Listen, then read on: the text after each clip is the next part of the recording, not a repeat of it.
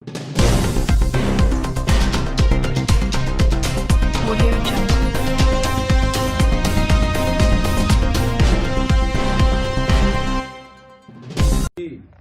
आपके पास रमेश साहब इसलिए हाजिर हुए हैं कि वैसे तो आजकल मेरे पे दर्जनों केसेस हैं और डेफेमेशन के भी दर्जनों केसेस चल रहे हैं। ये केस पर्सनली मेरे लिए इसलिए इम्पोर्टेंट था कि इसमें एक माइनॉरिटी का रिप्रेजेंटेटिव इन्वॉल्व है, आप इन्वॉल्व हैं। जो हमारी डिस्कशन हुई वो ना होती तो बेहतर थी।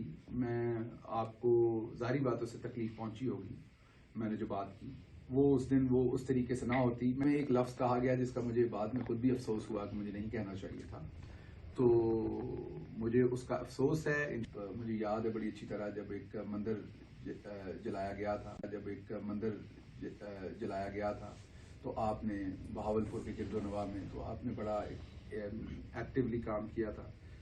और ये वाहिद केस है जिसको मैं आपके पास आके सॉल्व करना चाहता था ताकि हम अपनी माइनॉरिटीज़ के लिए एक अच्छा मैसेज दें कि हम बराबर हैं पाकिस्तान में। ग्रीन और वाइट जो हमारे परचम में है वो बराबर के राइट्स हैं। और मेरे अल्फाज से आपको या माइनॉरिटीज़ के किसी भी लोगों को जो तकलीफ पहुंची उसका मुझे बहुत शदीद अफसोस था। इस वजह से मैं आपके पास हाजिर हुआ। Shahbaz, thank you. मैं समझता हूँ कि गलती का एहसास होना ये बड़ी बात है, और क्योंकि गलती हो जाती है इंसानों से।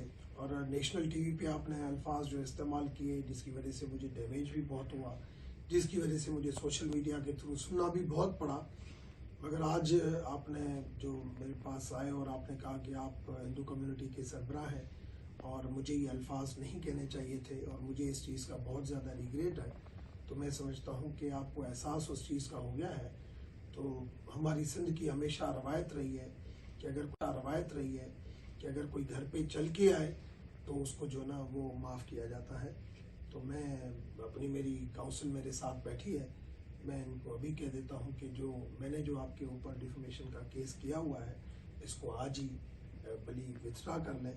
चाहे हमारा आपस में पॉलिटिकली लिंक है या नहीं है, मगर एक इंसानियत के नाते एक मेरा भी फ़र्ज़ बनता है कि मेरे पास कोई चल के आया है तो मैं उसको इज्जत दूँ। जब उसको एहसास हो गया उस चीज़ का, तो मैं समझता हूँ अब जो है इस केस को जो है वो ख़त्म करना चाहिए।